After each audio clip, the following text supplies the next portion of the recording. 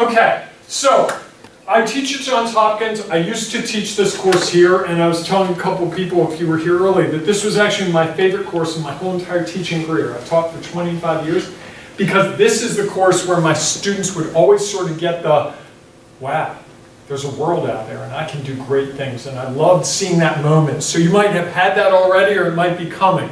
But what I'm going to talk about tonight is something that I stumbled upon in the last couple of years, that I had been doing in some respects and not doing in some respects.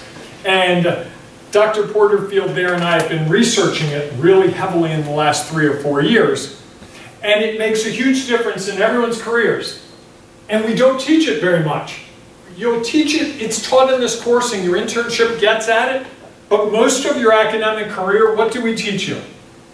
Theories and formulas, right? All kinds of formulas and accounting and Excel and pivot tables and all that stuff, right? All that tactical, technical stuff.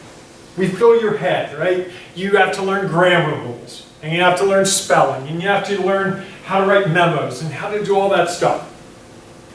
But we don't teach what they call, and I'm going to write this on the board because you'll hear me say it over and over, but I know that people are visual learners. Soft skills. And I think you're going to talk about that a lot tonight. But I'm going to sort of cue it up for you here. And I'm going to explain why it's worth listening today, okay? So soft skills are all the stuff that aren't technical skills. That means nothing to me, right? And probably not to you. Dude, really? You're standing up, you're going to let someone videotape and you think you're going to do speaking engagements based on just saying soft skills or everything that's not technical skills? Not going to work, buddy. You're in trouble. So what do you think, if I say soft skills, what do you think they are? Anyone? Give me a soft skill. You can be wrong, it's okay. Yes? Communication. Communication. What kind of communication? Just this?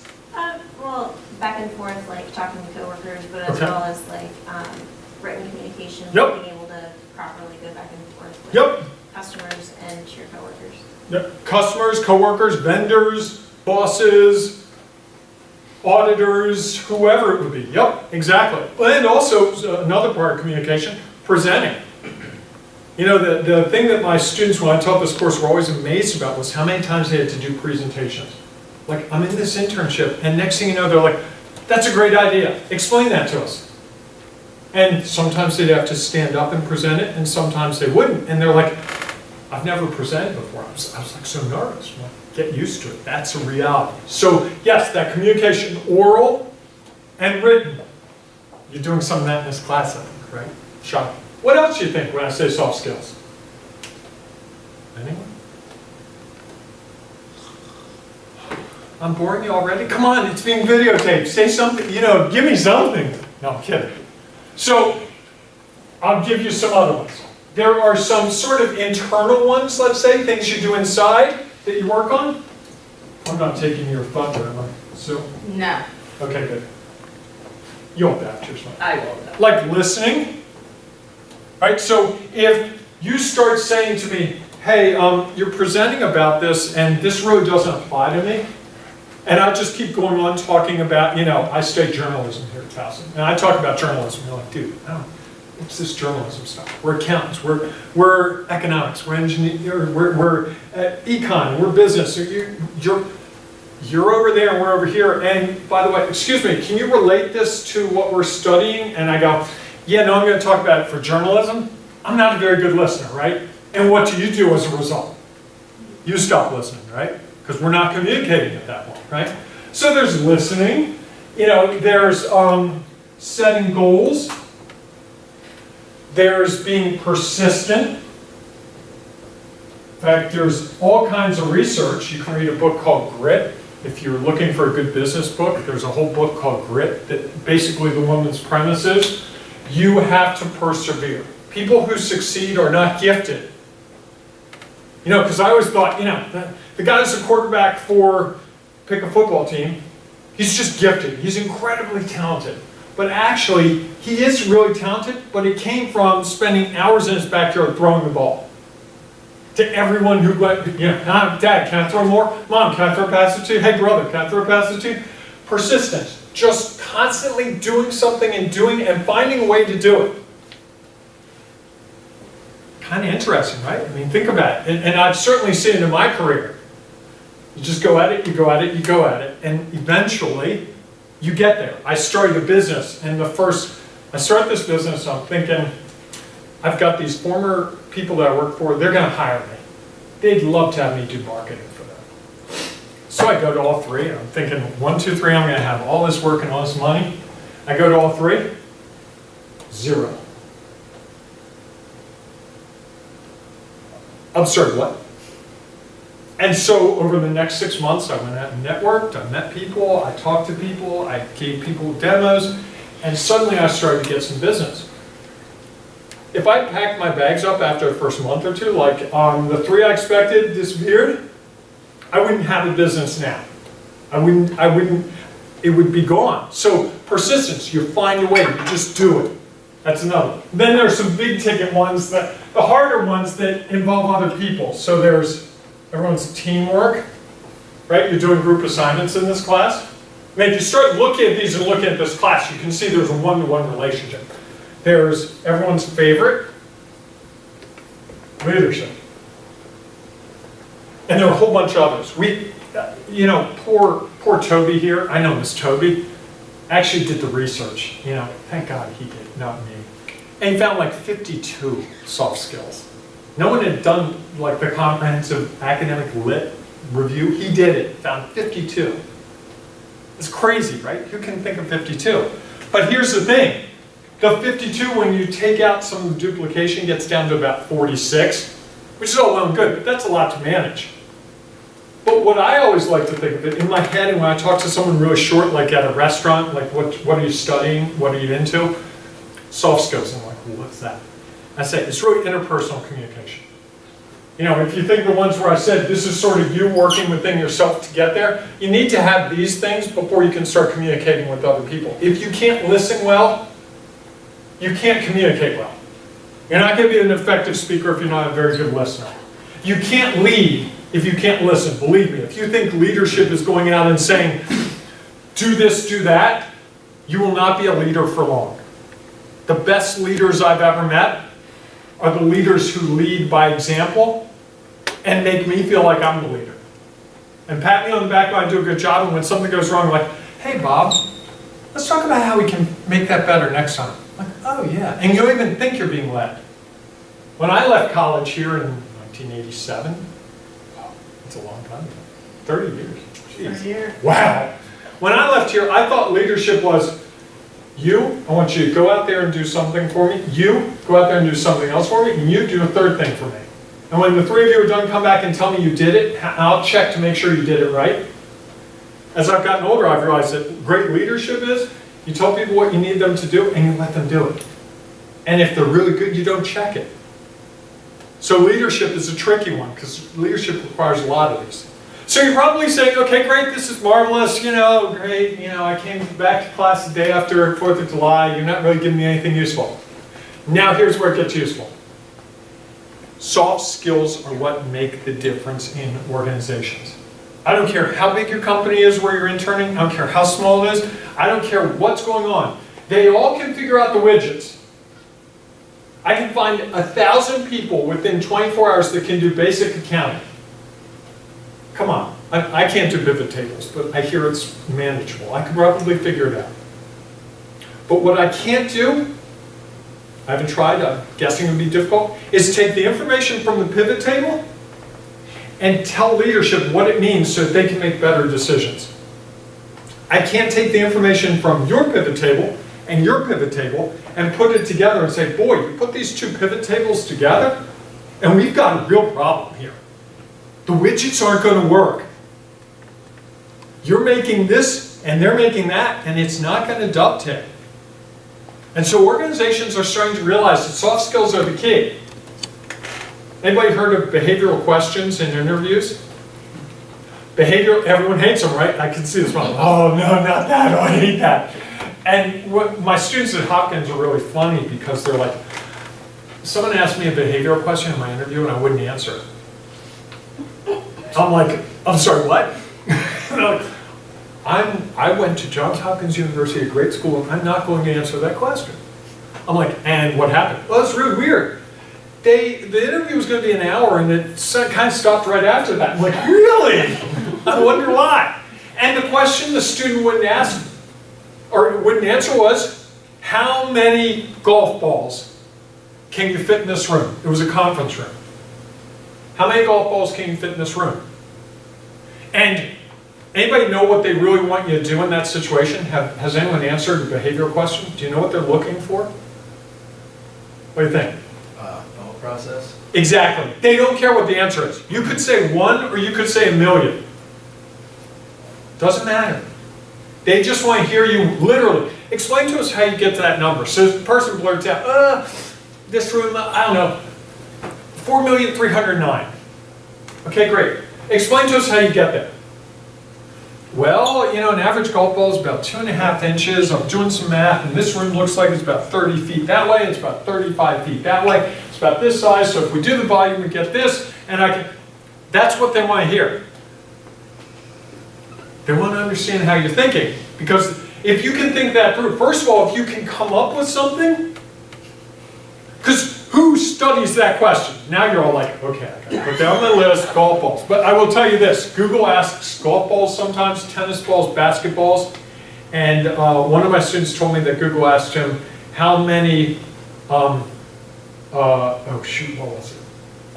What's the yellow one-eyed thing? I'm totally blanking. Oh, a minion. A minion, thank you, a minion. How many minion dolls, if the minion doll is like this tall, how many minion dolls can you fit in the room? They mix it up, but they really, I mean, this is big. And if you want to do the search, you can go online and look at, type in Google interview questions, because more and more companies are starting to realize this is the way to go. I actually was interviewing people at Hopkins. We were trying to hire faculty, and we were asking them behavioral questions. Tell us how you would lead a class that was going horribly wrong. Walk us through that, what that leadership was. And every person we interviewed. So what went wrong? I don't know, the class wasn't getting what you were telling them that day. Oh, okay. And it was really interesting, because one person would say, you know, I'd take a 5-minute break, I'd go out and get a drink of water and sort of think through it and then come back. Okay, that's one option. Another person, I would hope that I understood that. That was really eye-opening to us. Like, whoa, okay, I hope I understand that. Means that, you know, I'm not assuming I know that, but if I did see that, this is what I would do. And another person refused to answer the question, like, I don't see how that's relevant. But here's the thing, think about your resume. Have you done the resume assignment yet? Okay, I can look at your resume. Great, you went to Towson, you did this, you interned here. It's straightforward. I can't get at your character. I can't get it, in my mind, what I always think of myself with soft skills, do I want to hang out with you at work, like have lunch with you, or do I not? If I've got to travel with someone to California in a really hot flight on the day after Thanksgiving, are you that person, or are you the person I don't want? And I think more and more companies are saying that character component, that who you are, that what you are, that how you think, how you carry yourself, is relevant. And you're probably saying, because this is what I say to myself all the time, and I'm a teacher at a university, if this is so important, why aren't we teaching it as much? Why are we spending all the time explaining to you pivot tables? Now hopefully, I think, I saw the shift here at Towson, I've seen it a bit at Hopkins, you're getting a class like this, which is heavy soft skills. Now, right? Everything from, do you guys have to find your speakers for the class? Okay, that is a great soft skills activity. Yeah, that's how do you cajole someone to come here on a Wednesday night and save your butt. That's a great experience. And you may at some point in your future look back on that and be like, oh, this is horrible, I can't believe I have to do this thing. And you'll be like, oh, but there was that class where I had to have the speaker, and they called me at like 5:15 and said, our speaker can't come, can you find someone? And I found someone. And the great thing about soft skills is you build them from experience. You get better at it. I'm a much better speaker. If you saw me teach class 25 years ago I was in Van Bachlen. It was a different era. No PowerPoint, chalkboard, and a podium. And you read a lot. You have no idea how blessed you are in classes now. It's evolved and I've evolved. I'm much more comfortable. What do you not see in my hands as I'm speaking? No note cards, right? And what does it say to you about what I'm speaking about that I'm not carrying notes, that I haven't borrowed her sheet of paper? I'm not looking down. I'm not going slide by slide and going, okay, next, here it is. What does it say to you about what I'm doing? You're knowledgeable about what you're talking about. Thank you. I'd like to think so. What else? You're prepared. Thank you. Yes, I was in a courtroom this morning for about 45 minutes and I was scribbling notes feverishly, just writing down ideas and going through it. And as I was driving over here, I was talking through how I would say it. I didn't have it word for word, but I knew what I was going to say. I knew my time constraint. I wanted to be respectful of your time, of her time, of the videotape, if there's videotape being taped. What else does it say about me? Yes, sir. You're comfortable. Yeah. Yes. And how many people believe what I'm telling you? I truly believe it. Most of you, right? There's no doubt about that. Because why would I stand up here and say this? And what have I given you? Some personal experience. I've given you some research. I've given you some... I've become a good presenter overdoing presenting. I know what works. And I know how to read an audience. Like I can read some of you right now, like, dude, you're starting to bore me. And I'll pull out some song and dance, or I'll be like, oh, that was great, thank you, have a great day. Because I can read my audience, I've learned that. That's a soft skill. I know this because I've taught presentation before, and it's really hard to say to someone, look people in the eyes, and when they start looking down or fidgeting, that means they've checked out. Yes, you can teach that somewhat, but you have to experience it. And you have to, certainly you've seen it teaching, right? Different experience, yeah. So I would encourage you as you go forward to start doing a personal inventory of your soft skills, the soft skills that you're good at. You can go, if you, Sue will give you my email address. If you send me your email address, I will gladly send you the list of 52 soft skills. You can look through it. It would be good to look at. Just, you'd be surprised what's in there. Critical thinking, adapting to change. Right? That's one that a lot of companies will do. I had a student who told me they went to the interview. It was supposed to be from 10 to 10:30, and he got there and they said, oh, I'm sorry, we moved it to 11. Just to see his reaction. This was Microsoft. And he was going for a high-level, like, serious engineering job. And he wanted to see if he could take the pressure off. And he's like, yeah, well, I had plans at 12. Okay, can you adjust them? And he kind of had a little hissy fit about it. And they didn't respond well to that. They're looking at this stuff. It's the X factor. It's the little thing that's going to, two of you in this room have the same resume. 2,000 of you in Maryland have the same resume. 200,000 of you across the country have the same resume. I know it can't be true, but it could very well be true. And so they're going to look for these little things that define you as your character, how you interact with people. And they see it in the way you communicate with them even in the interview. If you're nervous. If you don't, they want you to give information. So if you answer very quickly, if they say, so tell us a little about your college experience. Well, I went to Towson, I graduated in 4 years. I'm the first person in my family to graduate. Okay, great. Versus, yeah, I had great teachers, I had a great experience, and I took this one course, this professional experience course. I interned and we did this, and I got a speaker, and the second one's probably going to react, they're going to react more favorably to that. So thinking about that a little bit. So companies are catching on to soft skills. When you guys become managers at companies in 5, 10, 15 years, you're going to look back at this night and be like, that guy was totally on to something. I had no idea. You'll be reading books about it. You'll go to conferences about it. It'll be the big thing. If I have anything to do about it, it'll be, you'll see my book. Oh, I'm sorry, our book. I need to edit that out. I'm kidding. But it's going to grow because companies that have strong soft skills and really work with people who have soft skills and think about it, see better results with less effort. And employees tend to be happier because they're playing to their strengths. They can interact. I mean, think of the people you want to spend time with versus the people you're stuck spending time with. Which are you going to be more productive with? If I said to you, hey, guys, you have a choice. 6 of you can go over to Bill Bateman's and discuss a topic, or you and Toby and I can go. Which do you think is going to be more productive? Probably the 6 of you, right? Because you're very similar.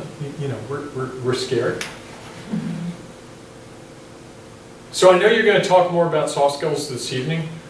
I would tell you that it will make a huge difference, and the sooner you start to think about soft skills and the sooner you start thinking about where you're strong and where you can get stronger and challenge yourself to improve the soft skills, and everyone can improve. Am I the greatest speaker in the world? No. Am I the best listener? My wife would say no. Am I the best writer? I think I'm a pretty good writer, but I get schooled sometimes. So you can improve them. It's a continuum.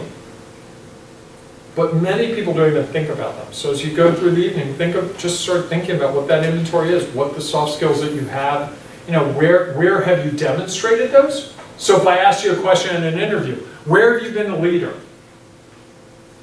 It doesn't have to be like I led a company. It could be, we had a team in my class, it was summer, and we had to have a speaker, and no one was sort of stepping up, and I took leadership. I emailed everyone, I set it up, and I got us a speaker. Okay, what's that say? Dealt with the challenge, took leadership when no one else would, and achieved the goal. And I can tell you, companies want people who can achieve goals and can prove that they can achieve goals. And if I said to you, tell me a time that you adapted to change. I was in 8th grade and I was on a swim team and we were supposed to have a meet here, and I told my mother the place and we got there and it was the wrong place, and I got back, we rushed over to the right place, and I was swimming like in 3 minutes. And I didn't have time to prep, and I just got up on the stand and off I went, and I got a personal record. They'd love it. Great story. So the resume is great. It's good to have a resume, but it's also good to have the stories behind the resume. So start thinking about what questions they might ask. Look up some of the behavioral questions. Some are very simple, but some are things like I just said, about leadership, about tell me about a time when there was teamwork. Tell me about a time, the one that I always ask people whenever I interview, or my whole career. Tell me about a time that you were certain you were going to fail and you succeeded. Because I want to hear what the failure thing was. I want to know how open they are. Are you going to tell me about something really serious, or are you going to tell me, well, one time I had a pencil and the pencil sharpener didn't work, and I had to go find another pencil sharpener? Versus, one time I thought I was going to lose my job, and I had to really change who I was at that job and be a totally different person to keep that job. Wow. Tell me more about that. How did that change come about? What? And they will ask you, why did you almost lose the job? Well, new boss, whatever. You might not want to go there sometimes. It can be a little awkward, but sometimes that honesty can be really valuable. Questions? Wasting your time. No, you got to answer this one. I don't know if you're ready for this one. Sorry, but I think I've seen a lot of these guys in this room in action, and I know that they could do really well with the interview, and most of you are in some really good internships. How do you get to the interview? How do you articulate soft skills in the resume? Because it's not you got to get in the room. It's okay. in the cover letter. My cover letters for jobs always, or even when I'm approaching clients, I'm trying to, what I would say, tell a story. I want them to see me, and so if the job was an accountant one, you can say, well, you know, I went to Towson, I studied accounting, I know pivot tables. I harp on pivot tables because I have no idea what they are. I know they're really valuable, but I got no clue. My students are like, I can do pivot tables, it's a big deal. I don't get it. If someone wants to explain to me pivot tables someday, I'd be very anxious to know. I think instead of doing that, you talk about a project that might be of interest to them. You know, I did an internship, and while I was at the internship, I made a discovery about something with one of our companies, and the CEO actually asked me to present it to the board. I had a student that happened to. He was a finance major, and he found some problem in their algorithm. And he says to his boss, I think we have a problem here. I think you're getting bad numbers. Boss is like, yeah, right, okay. You know, we've worked through it. I'm telling you, this is not right. So he shows it to him, walks him through it. Guy goes and does it, and then he said, you know, great boss, because rather than him going up and saying, hey, I found this problem, he says, why don't you come and talk to the CEO and the board about this? So my student gets dressed up, goes and presents it to the board. That's a story. That's a cover letter worthy story in maybe 3 or 4 sentences that says, I'm not like the other 2,000 people graduating in Maryland this year in that topic. Does that kind of help? You're not saying... It's tough. It is tough. It is tough. But I think you're seeing more and more cover letters move away from reciting what's in the resume. You know, I teach cover letters, and I don't know if you do it this way, and I'm not saying your way is wrong or right or anything. Okay, let's go over here. You know, you sort of have an intro, and then what I tell my students is you have a paragraph to sort of have a story, where you've got to connect. You've got to read through that job announcement, find the magic words, and try to intuit what they're looking for. Are you going to be right every time? Nope. But if this paragraph says, I graduated from Towson in May of 2018, and I have a 4.0 average, and you basically recite your resume, why do I need to look at your resume? What use is it? And then in the closing, simply, you know, here, I look forward to hearing from you. I hope that we can work together to achieve great results for your company. I think I was going to say tone and the active voice. I can read a lot from just the way. Yeah, you look at a lot of resumes. Yeah. I mean, I've looked at, in my career, I'm going to guess I've looked at 2,000 resumes. I am really tired of, I graduated from this school, I did this, I did that. You know, I took these 9 courses. I'm sorry, that's in your resume. You said relevant courses? I can read the resume. So you better give me something new here, and you want to try to connect with them. And if you do this right, what I find is when I'm successful in this is what the interview is about. This is what they want to know more about. And I've worked with students who have talked about an experience in high school that got them interested in their topic. I've had students talk about, one of my students went to Japan, and he talked about how the culture of Japan was so different than the American culture, and that really made him realize he wanted to work with a Japanese company because they focus on work in a different way, and he loved it. That was beyond the resume. Yeah, you can look, he had an internship, you can look it up, but it was 2 lines. That story was what got him into Japanese companies going, whoa, this guy wants to be here. We want to talk to this guy, right? The whole idea of the cover letter is, I want to talk to you. I want to look at your resume. And now you've enticed me to dig deeper into you. Does that make sense? That was a hard question. You're mean. Yes, ma'am. So with those behavioral questions, I know it sort of takes like some time to think of a response and actual story, but how do you, I guess, go about answering those questions, 1, without taking too long, 2, I will tell you know what I'm you, saying? my experience when I've asked people behavioral questions is, the people who take longer than they would expect they could ever take, answer better. If you just, you know, I'm one of those guys, I'll talk before I think. Sue will tell you that, and her husband will say that, you know. Well, 453,209 golf balls. Now I gotta figure out why I said that and what that means. That's a weakness. Versus, wow, okay, I've never really thought about it. A golf ball's about 2 inches, but and this is about 30 feet, and that's about 30 feet, and that's about maybe 16 feet. They don't care about the answer. They care about the process. Is it a logical process? And I've had people that I've interviewed who say, I'm just thinking about that. This is not 30 feet. They said 3 minutes ago, and they'll correct themselves. This is actually 36 feet this way. I bet it's more like 24 by 36. So I'm going to change my number. Okay, great. No, I'm not offended, but I've had people take 30 seconds to think it through. And literally,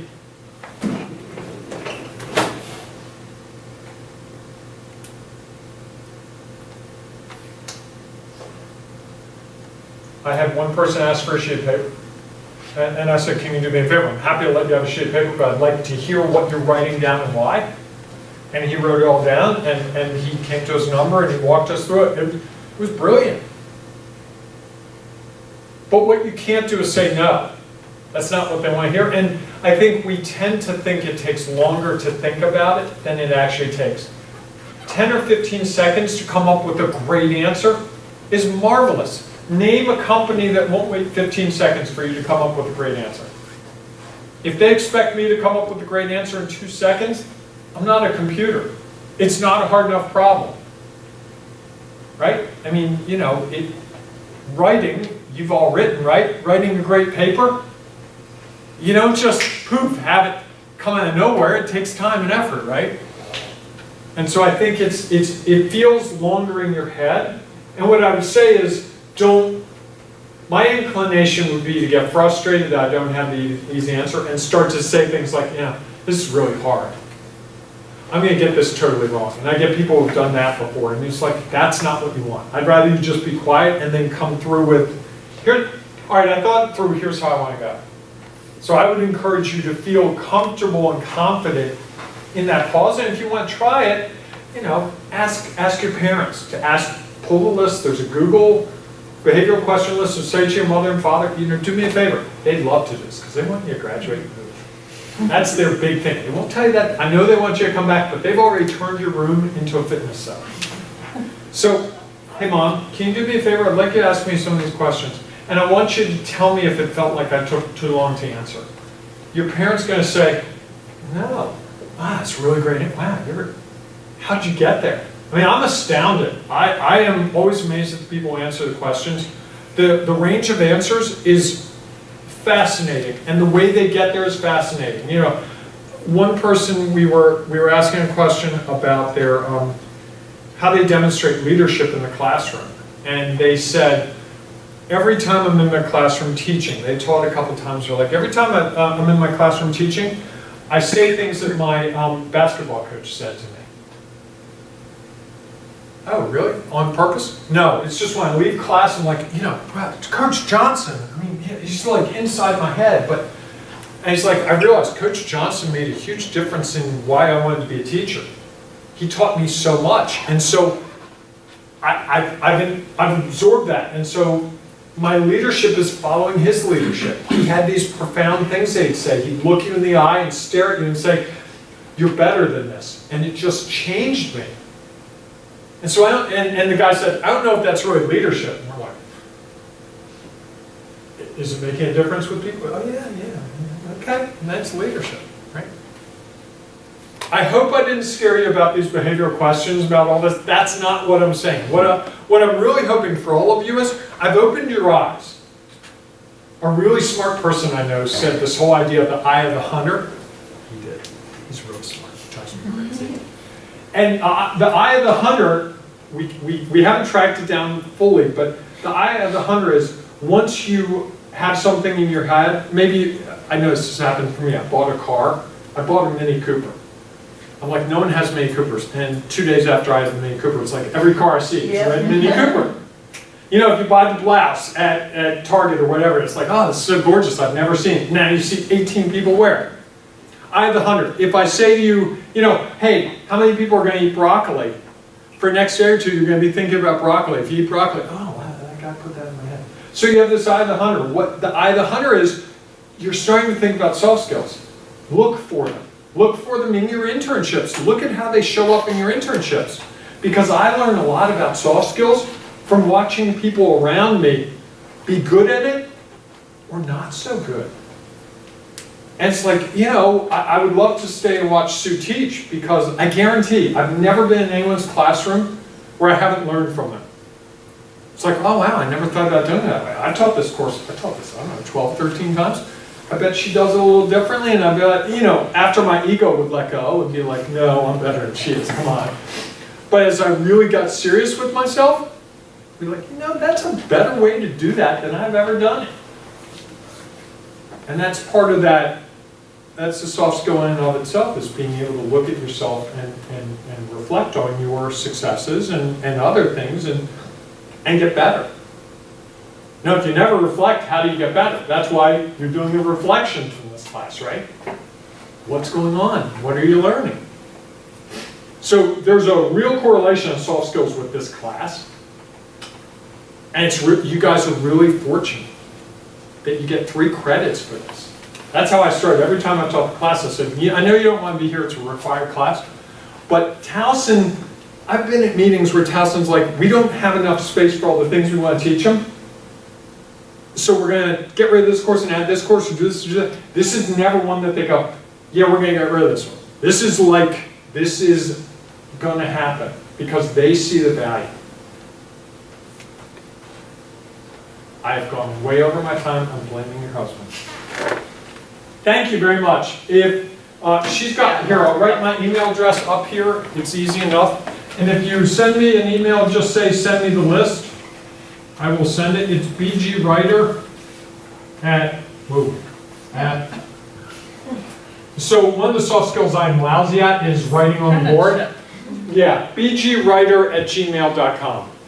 My name is Bob Graham, so it's Bob Graham Writer for those of you who need a mnemonic to know me that well. Thank you very much. I really appreciate it.